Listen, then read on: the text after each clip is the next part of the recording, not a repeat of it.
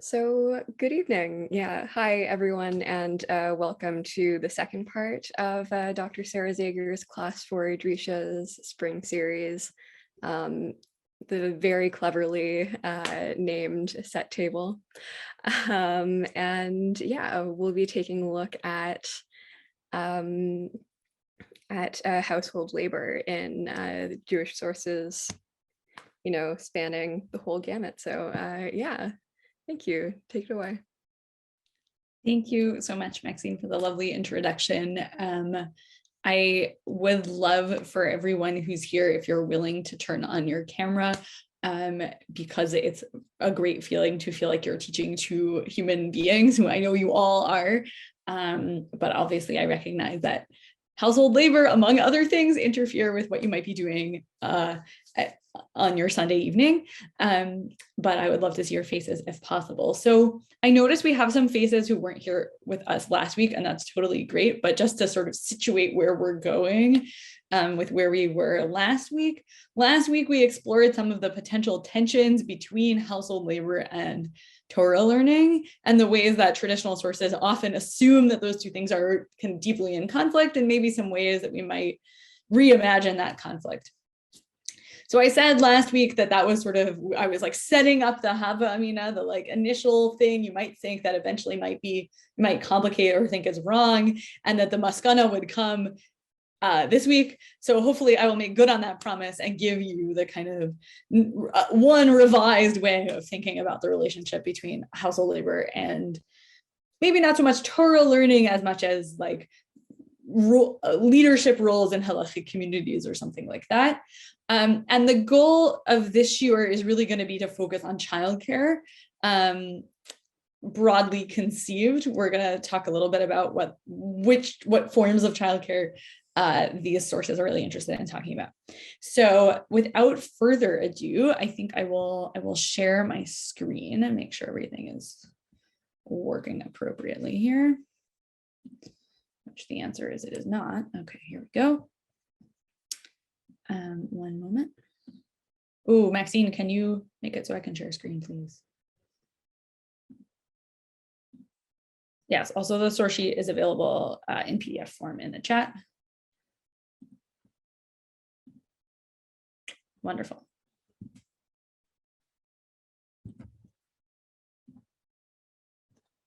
Okay, hold on. Give me a thumbs up if you can see that and actually read it. Oh, wonderful. Okay, great. Wonderful. So last week we saw a little bit of the kind of idea that there is a potential conflict between the intellectual work of Talmud Torah and household labor, and childcare in particular. I just wanted you to see, as a sort of starting point, that that's also true in the kind of broader intellectual world beyond Jewish thought that forms, the sort of political culture in which we operate. So can I get someone just to read this line from Peter Abelard? Abelard is a medieval figure, autobiographer, kind of historian, but his main work is really a story of his life. And he falls in love with this woman, Eloise, and he wants to marry her. And this paragraph describes her reply to him. Can I get somebody to read?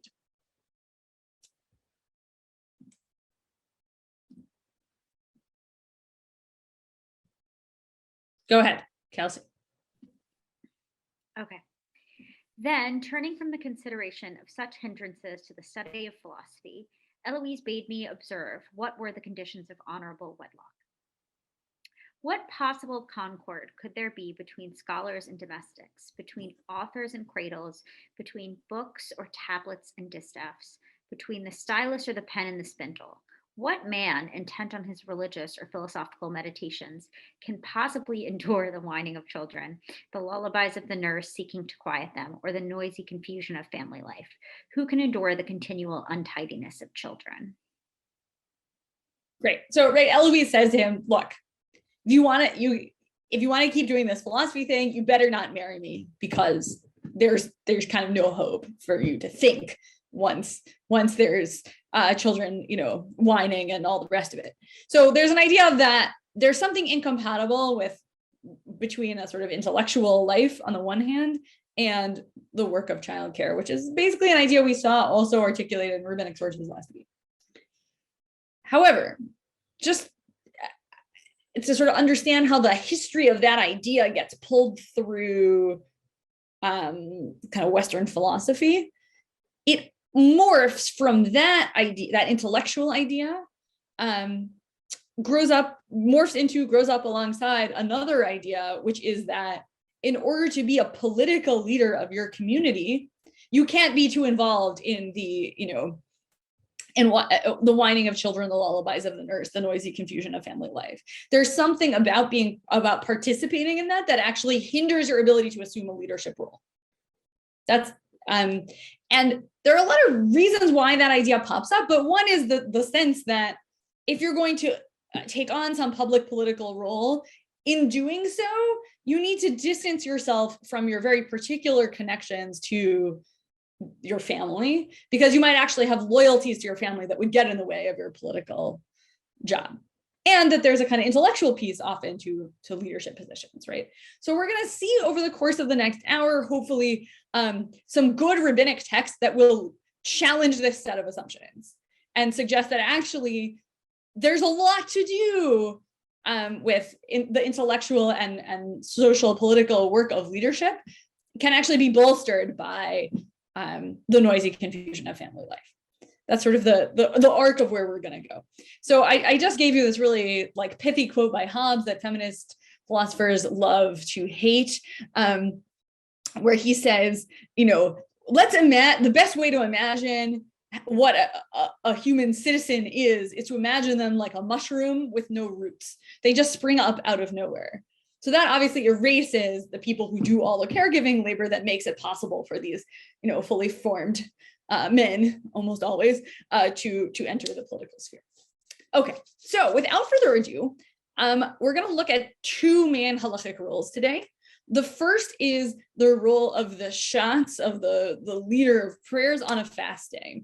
And the Mishnah in Ta'anit imposes specific requirements on the shatz on a fast day, including that he has children. So we're going to spend some time thinking about that requirement and why you might require such a thing to be in a leadership position. So I'll read this Mishnah and then we'll get some other readers as we go.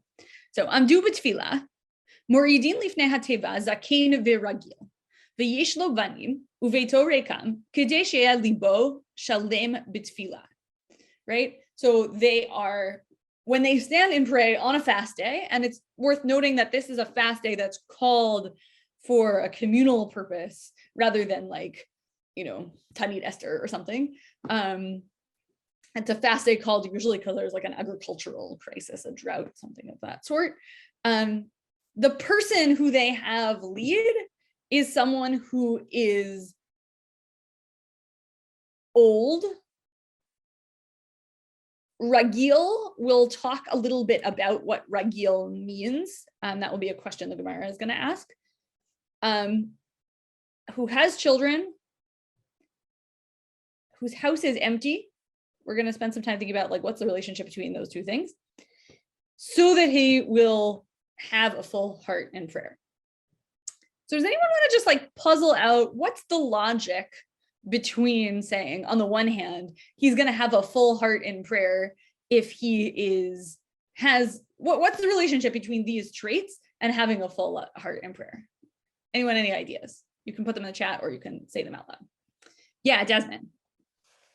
I would say there are so many things that can go wrong with a house full of children, and especially before antibiotics and just all the dangers of the field, the things that could happen that, somebody who has children and is involved with them, their heart is full. And, so many times in the day, their heart is in their mouth of, gratitude for dangers narrowly averted, or joy at, the child has shown some deep understanding. So yeah, that's my prejudice as a parent, right? I don't know what somebody who's never had children would say. Right, good. So I think that there's some sense of precarity that often comes with having children, or at least that this Mishnah imagines comes with having children. And that sense of precarity is really appropriate to the role of having to pray for the community in a time of like great need, right? The reason they're doing this is because they don't know they're going to have enough food. And that's a feeling and a sense of precarity that maybe someone might be in a good position to articulate. Cool. Anyone else? I saw John had a note in the chat that like if someone who's used to have to care for a lot of people in their life, then they might have some emotional capacity to sort of hand over and devote to this task. I feel like you could also go the totally opposite direction and say, actually, maybe the fact that he's caught up with dealing with his family means that he doesn't have any emotional capacity to deal with the needs. Can I argue with that? Yeah, please. So I feel like the difference, somebody else should go first. Kelsey, why don't you go ahead and then we'll hear from Desmond again. Well, I didn't have a direct response to that. And I feel like, I don't know, I have children, but I feel like I think it's a sort of pretty contemporary conversation to have about like, does parenting make you capable of more? Like, I think the people who are childless or child-free by choice, I think find that a little offensive that they, that they would be like, but obviously that's a very contemporary issue. It's not really something that's coming up at this time. But similar to what Desmond was saying, I think like not only that you're worried about your kids or whatever, but like one's ability to be, maybe it's just me and my like broken brain, but like one's ability to become absorbed in other activities and to like really focus your attention on something, as ideally one's doing when leading prayer, is so limited when you have children, particularly if they're small and you're sort of always only thinking 2 or 3 minutes ahead of what it is that you're doing. And I think that the older they get and the less liable they are to like, I don't know, jump off of something that's high or whatever, then I think that sort of starts to wane. So you can become, or at least I would imagine that your ability to become absorbed in things returns. Right. And there's something about the particular, we'll see at the end, there's been a lot of kind of feminist thought and feminist Jewish thought about the particular stage of young children and the way that caring for young children kind of affects your mind. And that might be different than like dealing with a teenager. So there's one interesting little read of this Mishnah that I want you to see related to that, right? Yesh lo vanim uveito rekam. Now there's a lot of ways to read uveito rekam. So the straightforward way, which I think is probably pshat and like kind of the simplest reading, is just he doesn't have, like he goes home and there's nothing in the storehouse. Like there's nothing, when he says his house is empty, it means empty of food, of resources, right?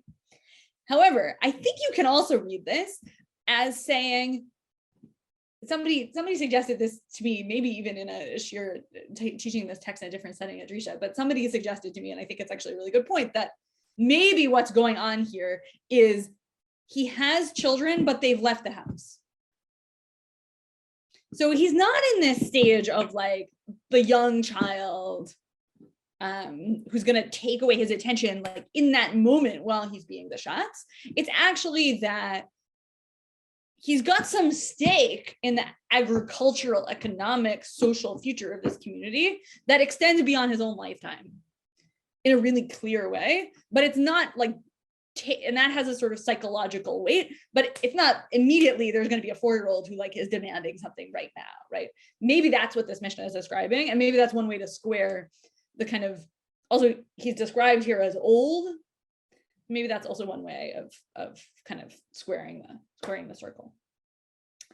Desmond, did you have an idea? Yeah, I wanted to argue that yes, you could say sleep deprivation and constant interruption and your ears ringing from kids crying could make it hard to focus on being a prayer leader or studying. But I also feel that the thing that happens when you're involved in child rearing, where you have to be there when the need arises, the need arises, and it has nothing to do with your 104-degree fever or your migraine headache or your deadline at work or anything else. And you develop this ability to meet the need regardless of what else is going on. And I feel like that is excellent training for being a leader. You know, the ability to step up when it's needed and the ability to plan out a course of action when there is need, no matter how many other things are going on. So I think the best of all worlds maybe is what you said about, okay, this is later on after his kids are grown. So he was involved in the child rearing. He developed all these skills, but now he can really focus on using them as a leader. I don't know. Yeah, great. Maxine? Yeah, I was about to say, what I'm hearing is people, it sounds like people are thinking about, the kind of empathetic capacity of the shots. But I think that, I don't know, there is something about having, I would think that having children, especially older children who, have relationships with all sorts of different people in the community and like their well-being, is somewhat dependent on those relationships. And, of course, also the grandchildren or great-grandchildren and, all these people, it's not just an ability to kind of empathize with the other people in their community, but it's actually being like more bound up in the community. And there's also something about like this kind of projection over to the next generations that I was thinking about in terms of what I hear from people who are concerned with climate change. Now, one of the big things that I hear from people with children is that, like, I want things to be better than, they're projected to be when like my child or my grandchildren are my age. Right. 2080 sounds like a long time away right now. But if you start to think about like, okay, what, how old will the 4-year-old be? And like, what is right? Yeah, I think that's definitely part of it. And there's a sort of investment in the community. Okay, cool. So we're now, yeah, good. Kelsey raises the question of, are the men actually trained to do these kinds of things, right? Because this Mishnah assumes that the person leading prayers is a man. We're going to get to that in some detail in a minute. And the short answer is it's a little unclear what's going on, but you'll see some different interpretive options that are open to you for thinking about what this text might be imagined. Okay, so we're now going to see the Gemara on this Mishnah. And I want you to see a couple of things, right? You can see that the tendency of the Mishnah and I promise I didn't, in the ellipsis, didn't edit out anything super significant, is the list of, we're going to think about what the word ragil is, but you don't get from this list in the Mishnah that he needs to be a like tremendous Talmid Chacham. Right? You don't get that he needs to have like all kinds of technical, intellectual expertise. He has to have a certain kind of life experience and be able, right? And be sort of used to doing this. You'll see some voices in the Gemara like kind of pulling back the other way, which shouldn't surprise us, right? The later rabbinic strata of writing tend to be more invested in what we academics call scholasticism, but just sort of creating a technical discourse that they're all a part of. Great. So here is the Gemara's commentary on this Mishnah. Amdu b'tefillah, moridin lifnei hateva, zakein v'chulei, right? That's a quotation from our Mishnah. Tanu Rabbanan, amdu b'tefillah, afa pi sheyesh sham zakein v'hacham, ein moridin lifnei hateva, ela adam ragil. Right, so I said to you before, we're going to leave ragil as a background word. We're not going to kind of translate it, but here you're going to see that ragil is actually where you might have thought that ragil is a word that implies some kind of technical expertise. Ragil is actually kind of placed in the background as being, or placed in opposition to hacham v'zakeh. So actually it might not be sort of technical at all, it might be something else. So now when you see curvy brackets in the Gemara, anyone know what that implies to you?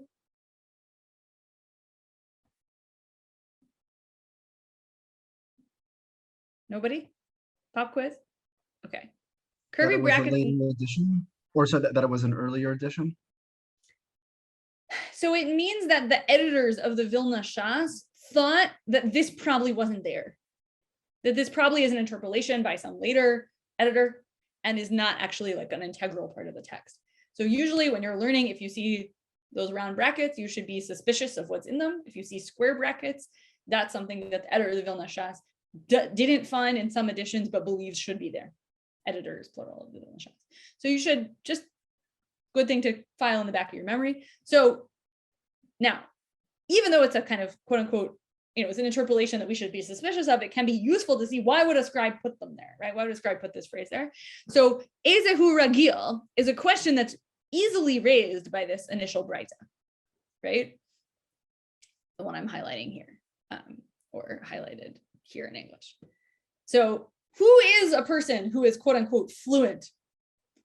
And the answer, you'll see, doesn't really fit the question. And that's why the editors of Vilna Shas are like a little suspicious, right? So Rabbi Yehuda Omer, mitupal ve'ein lo, ve'yesh lo yegia basada uveito reka. So who is a person who is ragil? Maybe that question isn't really there. Rabbi Yehuda says he cares for children, but he doesn't have enough. His house is empty and he has to go out into the field and his house is empty. So here, again, I think, are we going to read Uveito Rekam as he's an empty nester? Maybe yes, maybe no. But the idea, it seems like from this little line of Rabbi Yehuda, is that he is responsible for caring for these children and he doesn't have enough to feed them. And that's something that makes you particularly well suited to being a Shatz on a fast day. For all the reasons that we just mentioned, right? There's something, there's a sense of precarity that person feels that might be different than someone who isn't responsible for feeding a bunch of people when there's a drought. Yeah, Desmond. So maybe Ragil is referring to custom, as in it is his custom to take care of children. It is his custom that he has to go out and work in the field. He doesn't have enough.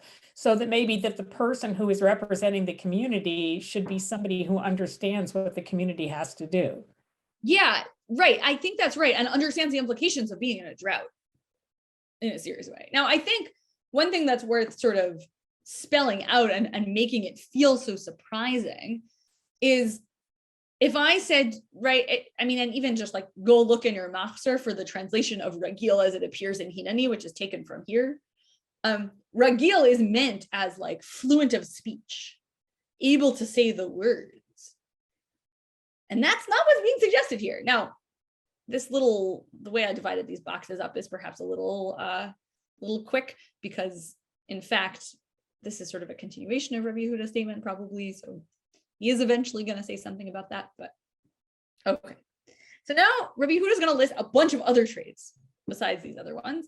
And they're in some ways kind of a contrast, let's say, to the traits we had before, right? Ufir kona'eh, he is like essentially youthful and good looking. Shafel uvarich, he's humble. Umotzei la'am, mirotzei la'am, he's like pleasing to the people around.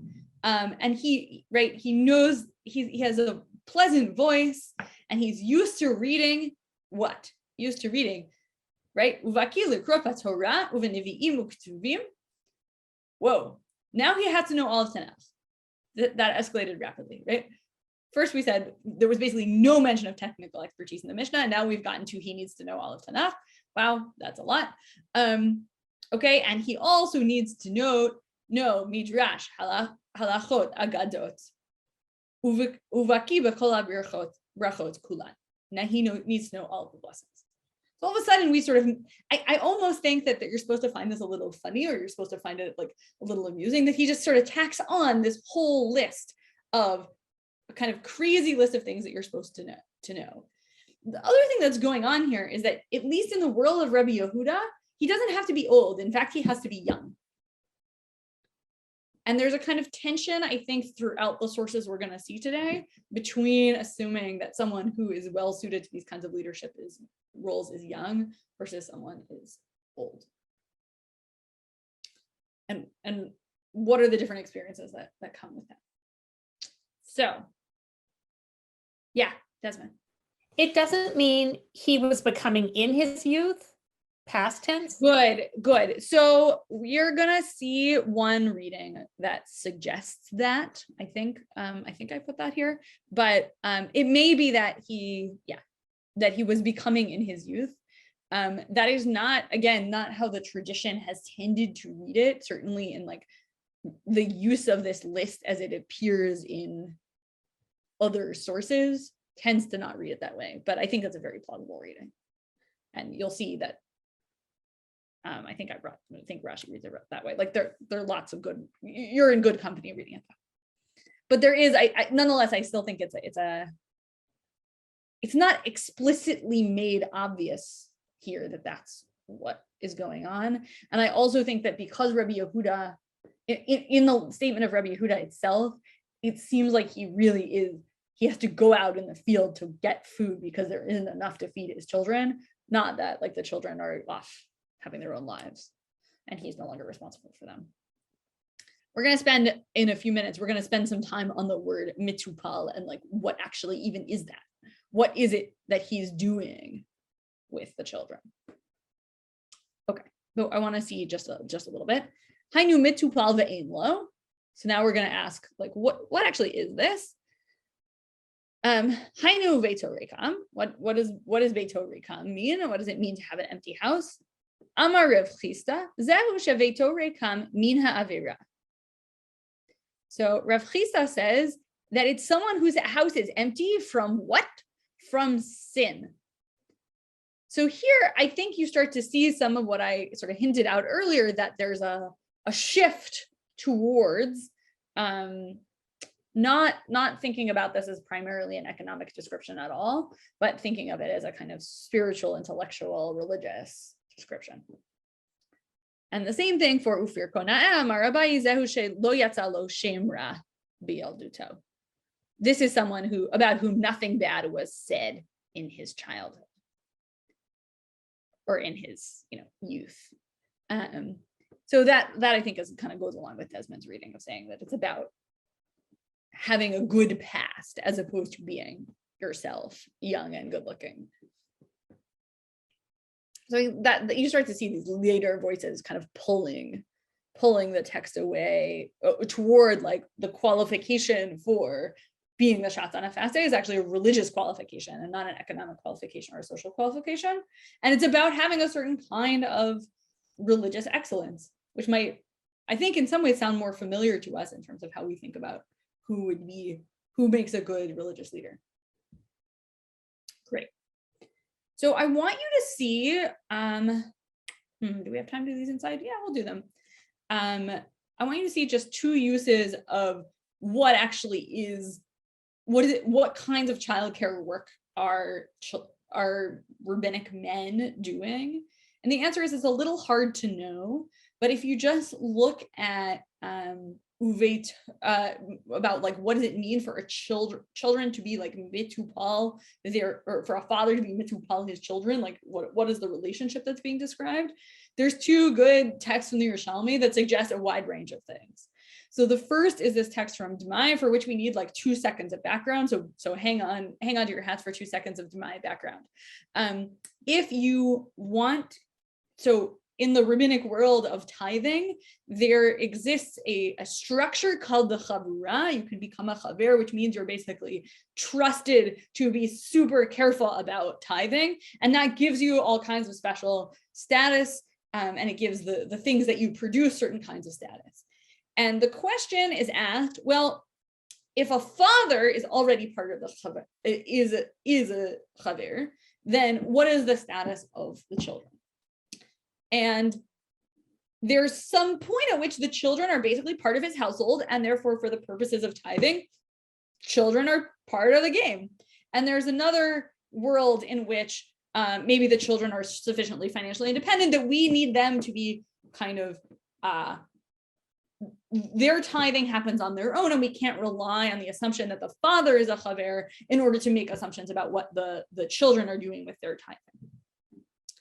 Right, so you can see that I'll just read one line, right? There's an apparent conflict between a braita that says the father can basically bring the children along with him into the chavurah, and then there's another line that says no, actually he can't. And the Gemara resolves the problem the following way, right? Lo plig kan bitfulin la'avihen kan she'ein tfulin la'avihen. So we can just understand that in some cases there's an economic connection between children and parents, and in some cases not, and that explains why there's these two different judgments about whether the father's status as a chaver, kind of whether the father, when he becomes a chaver, brings along his children. So there, it seems like the kind of work that a father does is economic, basically. It's a question of who provides for what and who is sort of buying and selling what. It's similar to the way we talk elsewhere in halacha about a child being kind of at his father's table or not at his father's table. It's a sort of provider role in the stereotypically male way that role is sometimes described. So if you have that view, it's not the case that the imagined shots that Rabbi Yehuda is thinking about is actually engaged in like changing diapers. He's not doing that. Maybe he is, but that's not the primary thing that word signifies. It actually signifies a kind of economic responsibility. And that's why, tithing status follows that, because it's about, who you buy from, who you sell from, and a sort of economic reliability question. But in this text in Yerushalmi Ketubot, which we're going to see, I'm just going to sort of tell you about it outside before we get into the Dayanut example, which I think is in a lot of ways the richest one.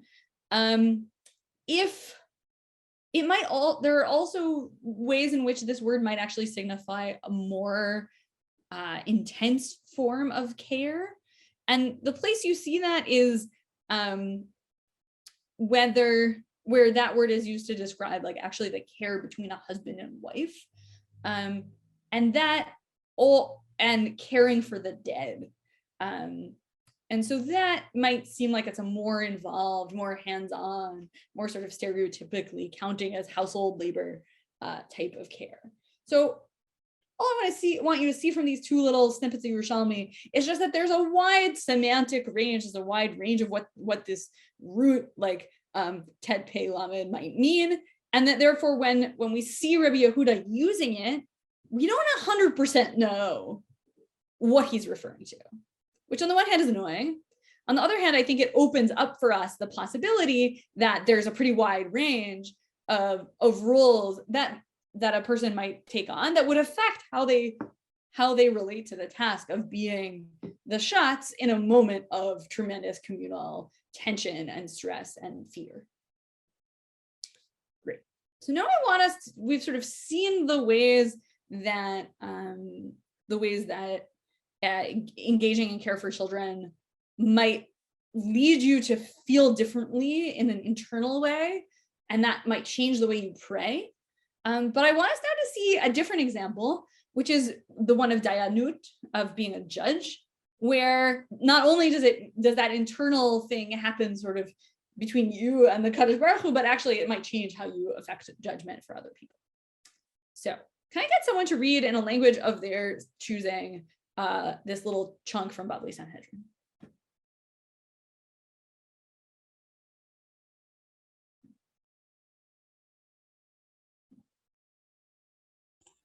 I could. Wonderful, thank you. And I choose English. We learn in a Braita, an elder, eunuch, or someone who does not have children cannot serve on a Sanhedrin. Rabbi Yehuda adds, even a wicked person. And the reverse is true for a rebellious person, because the Torah says, show him no pity or compassion and do not shield him. Great, so just one quick clarification, that's super obvious in the translation.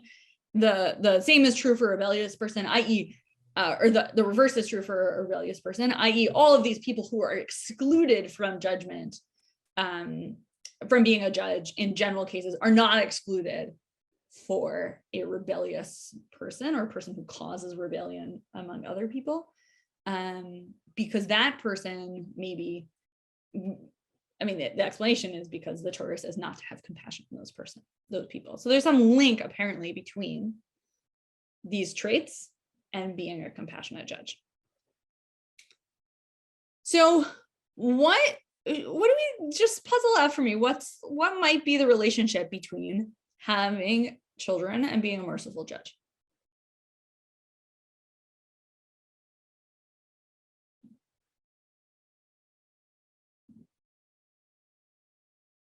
Anybody? Yeah, Desmond. You know how you've watched your children grow and you've watched how they make mistakes over and over, and then eventually they outgrow that and they don't do that anymore. So you learn both that people have human failings that they may struggle with for a long time, and you learn that they also do become better. And so you're going to look at the person who's before the court as a person who may have made a mistake or mistakes, but has potential to become better. Great. Yeah. So that's definitely one reason, right? That maybe you're the way, like, let's just think about who the parties are in like a sort of standard Nazikian case, right? So there might be someone who is a victim of some damage, and there might be this person who caused the damage. And one thing you're suggesting is actually I might relate differently to the person who caused the damage because I actually have watched people I really care about make bad mistakes. Yeah.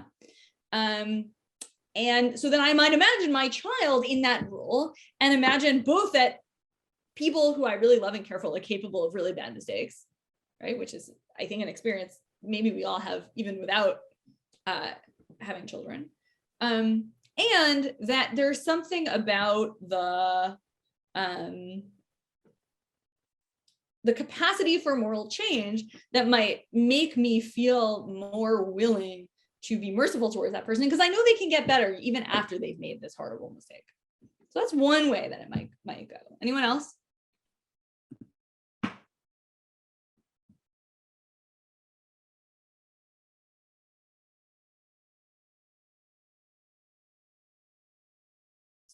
So one other option, I think, is that you might actually sympathize more with the victim. And you might be merciful, quote unquote, in that way, because you don't want, right? If think of a sort of Bava Kama style, like Nazikian case where someone is, their goring ox is going around. You don't want your child to be gored by the next goring ox. So you're actually going to be very protective of the victim, because you can imagine that actually something literally horrible might happen, God forbid, to someone that you love. So I think that actually things can go both ways here, or go differently depending on who the judge is. But there's an assumption in the mind of the text that having children matters here. Yeah. So Rachel says Zakein surprised me. I thought Zakein was the language of who should be shots on a fast day. Great. I think that's, yeah, Zakein pops back up here. So as I said, there's going to be this pull between old and young. And here, yeah, Zakein is someone who, like, why shouldn't a Zakein be a judge? Anyone have any ideas? What's wrong with being old? You might think that actually being old is a good thing for being a judge. They've seen a lot of life. They're very wise. All the stereotypical things. You have less ability to be held accountable if you don't have so much time left alive. Right, or maybe you just have, yeah, or like I think even before we get to the kind of morbid reading, right? It's just that they have a certain kind of status. And maybe the status of Zakein plus the status of Dayan is like too much, right? There's something about like maybe their position in the world, but even maybe just like the scrapes that a person gets into over time means that they're sort of too deeply enmeshed. I think that's one reason. We'll see. We're going to see Rashi in like 2 seconds say something about that. Great. Actually, why don't we just see the Rashi? So let's see the Rashi on Zakein. Anyone want to read? Go ahead, Desmond. Elder, one who has already forgotten the pain of raising children and will not be merciful. And the same for a eunuch. Great. So this is Rashi's explanation. Rashi's explanation is a zaken is someone who has forgotten the pain of raising children. So this is the inverse of the kind of like empty nester story I just said to you before, right? You might think that the empty nester remembers this, has it sort of built into their psyche, but isn't as caught up and immediately, yeah, the get off my lawn variety of elder, exactly right. It's like a sort of stereotype, but isn't immediately caught up with like the needs of this child right this second. That's certainly part of what's going on here.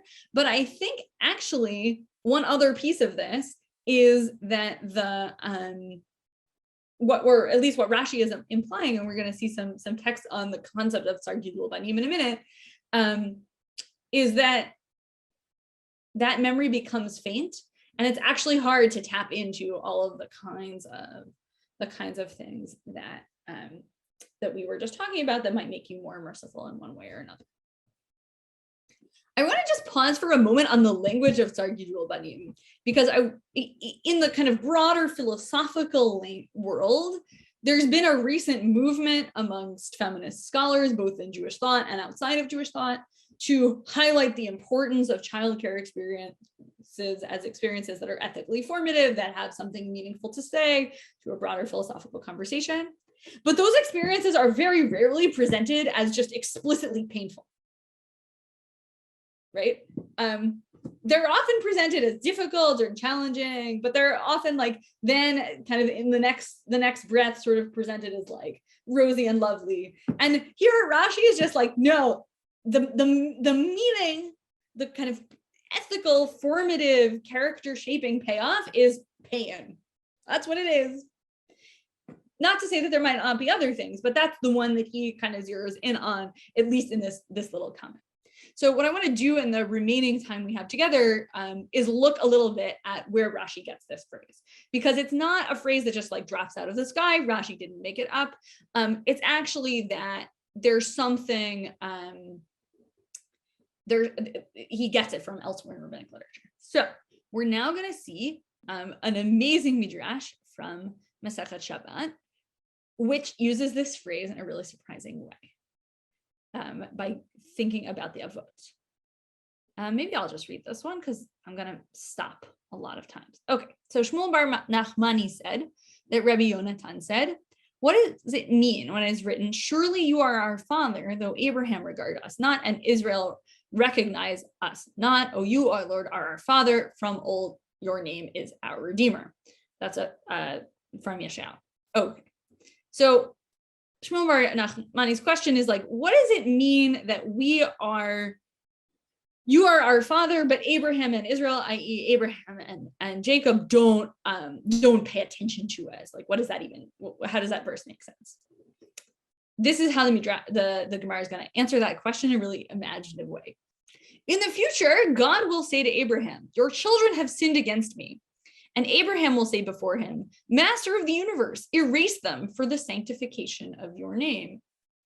So the imagined scene is God says to Abraham, your children are pretty bad. They've messed up. And Abraham says, yeah, they're pretty bad. You should wipe them off the face of the planet. Not exactly what we were all hoping for when we invoke Zchut Avot in the Amidah, certainly not when we evoke Zchut Avot on Rosh Hashanah and Yom Kippur, etc. Okay, so Abraham says, wipe them off the face of the planet. God says, I'll go and I'll say the same thing to Jacob, because Jacob had the pain of raising children, right? Yaakov had Sar Gidul Banim. Why does he think Yaakov had Sar Gidul Banim? Any options? Like, what's different about Yaakov as opposed to Abraham? He had a lot more children. Oh, and that the text talks about explicitly. I don't know anymore. Yeah, okay. Because Abraham has a lot. Right. So Abraham has a lot of children. Fewer of them are in the text. It's a little complicated, but right, there's a whole, we can at least say this, right? That the narrative in Bereshit spends a lot of time with the various surrogates of Yaakov's many children in a pretty extended and intense way. So it makes sense then that the Gemara is going to kind of pick up on this theme because it weighs heavily in Bereshit. So, even if we count the children differently, certainly like the narrative of those children as a group really matters. Any other options?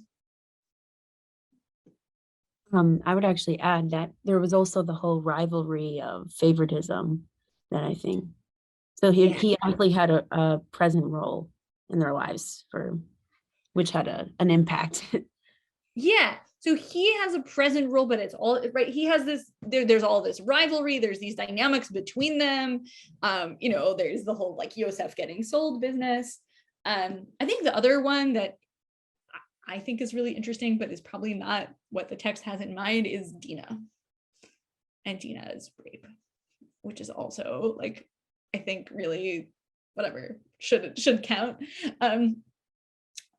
But the idea here is there's something that Yaakov has that Abraham doesn't. Now, Abraham also has like all kinds of other problems with conceiving and raising children, but their imagine is a little bit different. However, right, so God says, I'm going to take it to Yaakov because Yaakov has the pain of raising children, and he may ask for mercy on their behalf. So this is exactly the logic of this text from Sanhedrin, right?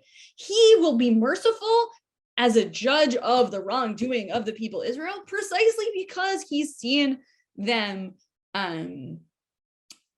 because he's had this pain. So how does it go? How does our theory of psychological kind of psychological effects of childcare, labor, or whatever pay off? Not very well.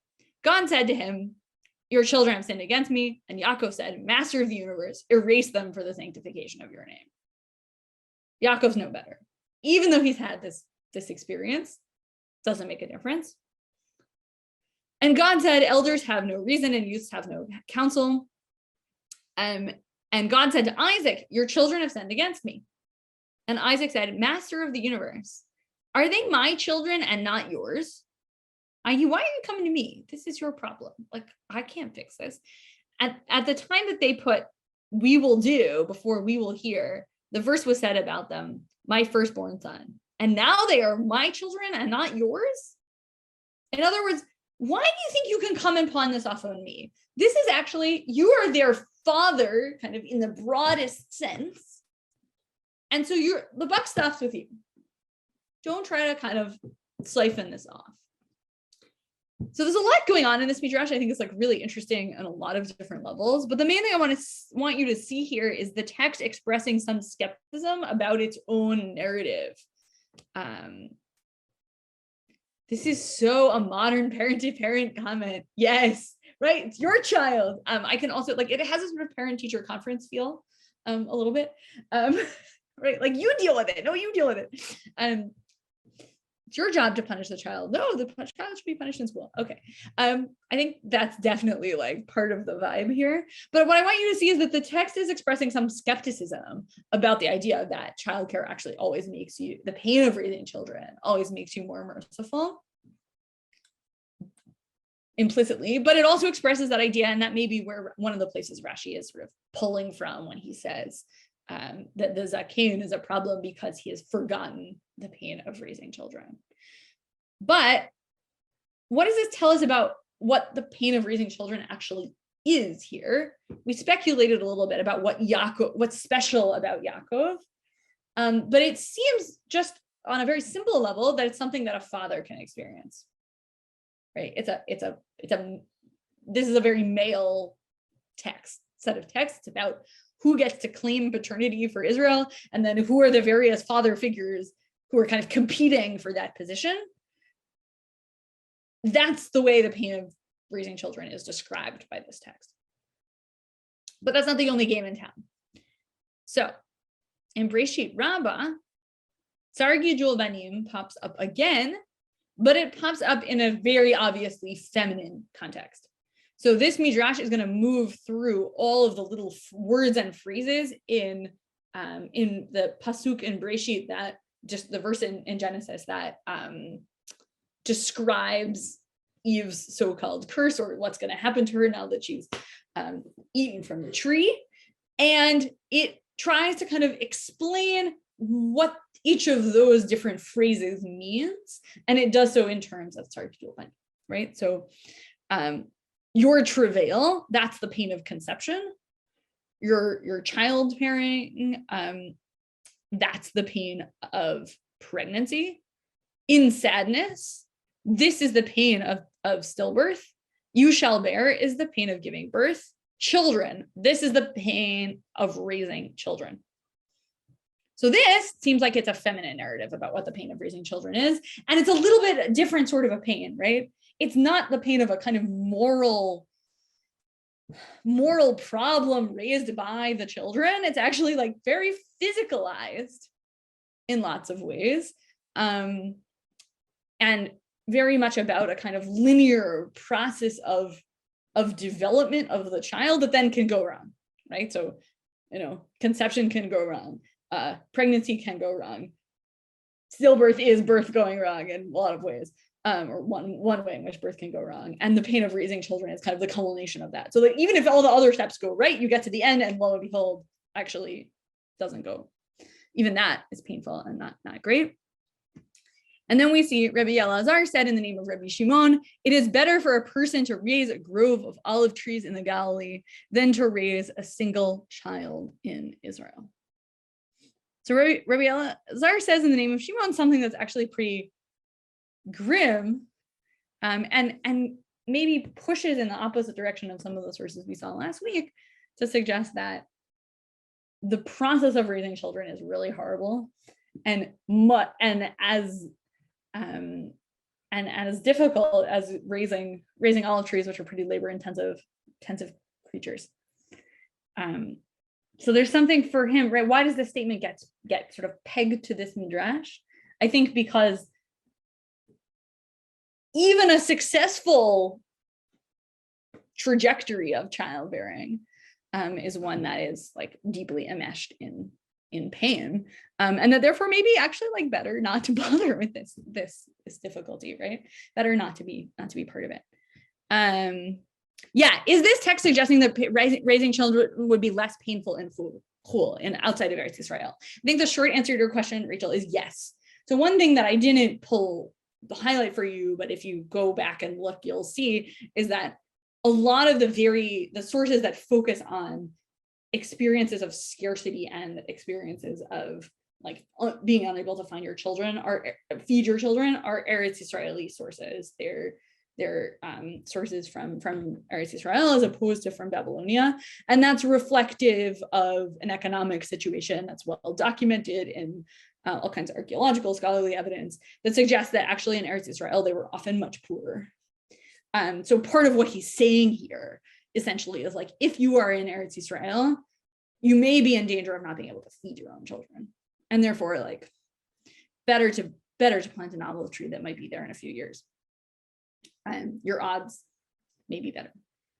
So yeah, part of it is a sense of scarcity that's highlighted in rabbinic texts that come from Eretz Israel in a different way than we see in material from Bavel. So that's a really, really important point. And I think it points to all kinds of, right? Even if I say this is a kind of physicalized version of the pain of raising children, Rabbi Elazar says in the name of Rabbi Shimon, that physicalized pain is actually not separable from the economic reality in which it arises.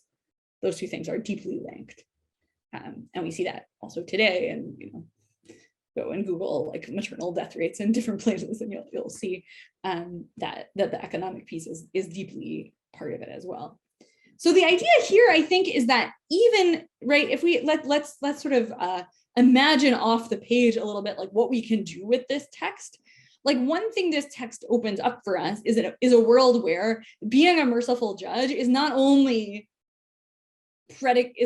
shaped by, right, your sense of how to respond to a halachic reality is not only shaped by the sort of moral parenting questions that arise for somebody like Yaakov, who's like trying to figure out like, how do I get all my children to get along? What do I do about ensuring their future? Those kinds of questions, but it's actually about like the Tzar Gidul Banim of a physicalized form of pain associated with caring for very young children. and physically bearing very young children. So that's something that I don't think, Bavli Sanhedrin imagines for us, but it's something we might be able to imagine using Bavli Sanhedrin, let's say that.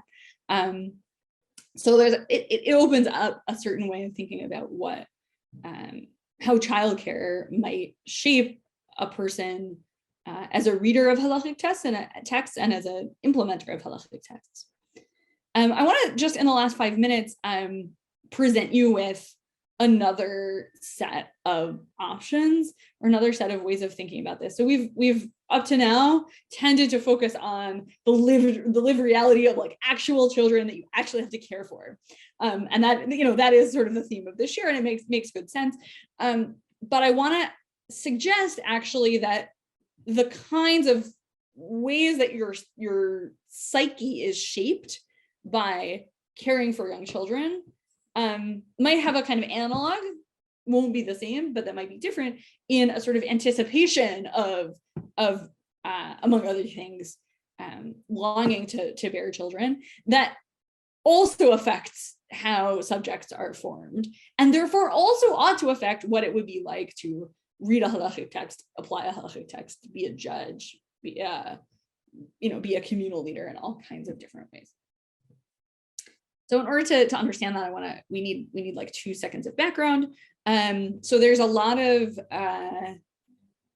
the vast majority of Masechet Shabbat is taken up with the question of what you can carry from a private domain into a public domain. And there's a lot of discussion about all the different things one could or could not carry. So there's a Mishnah which says basically boys can go out carrying their knots. And then the question is, what on earth are those knots? And what is it that they're carrying? So in the course of that discussion, we get the following little breita, which talks actually about an amulet that women would carry in order to prevent miscarriage, or even to like prevent a miscarriage of a potential pregnancy. So, Tanu Rabbanan, Yotzin ba'even tekuma b'Shabbat mishum Rabbi Meir, or mishum Rabbi Meir. Okay, so one may go out with a preservation stone on the Sabbath according to Rabbi Meir.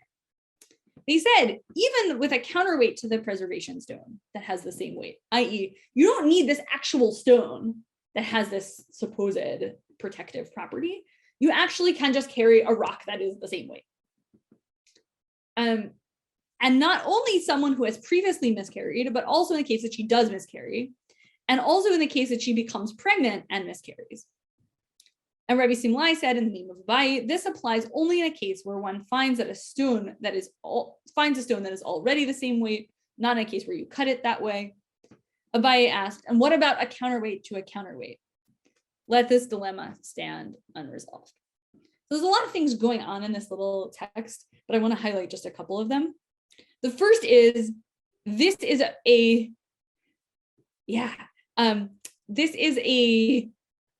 means of concretely sort of experiencing caring for something that is not actually physically there yet, or may not be physically there yet, right? Because the rabbis, somewhat shockingly really, allow carrying a rock outside in the public domain on Shabbat for a pregnancy that may not be there, but a potential pregnancy that potentially might be miscarried. So that's already a pretty substantial intervention in rabbinic law in the broader context. But there's something about even caring for that potential that is, right, in this ritual really embodied and sufficiently important that it's mutar on Shabbat to do. So what I think that tells us in a lot of ways is that experience too might shape who we could, because it's embodied and particularized and requires like legal sensitivity to deal with in all the ways that lots of other experiences do, might also be the kind of experience that would make us into certain kinds of judges, would make us into certain kinds of prayer leaders, would make us into certain kinds of rabbis, certain kinds of teachers, certain kinds of thinkers. So even as we are saying that, and I want you to come home thinking that, I said this is the maskana to last week's Havamina, that the there's a lot of meaning and sort of productive Torah work that can come from child rearing. And also other kinds of experiences can do different but analogous forms of productive work and Torah learning. So I think I will leave it there for the moment, and I will see you next week. Next week, we're going to be talking a little bit about the implications of having someone who is not you do your household labor, usually for pay, and it will be great. Looking forward to seeing you then.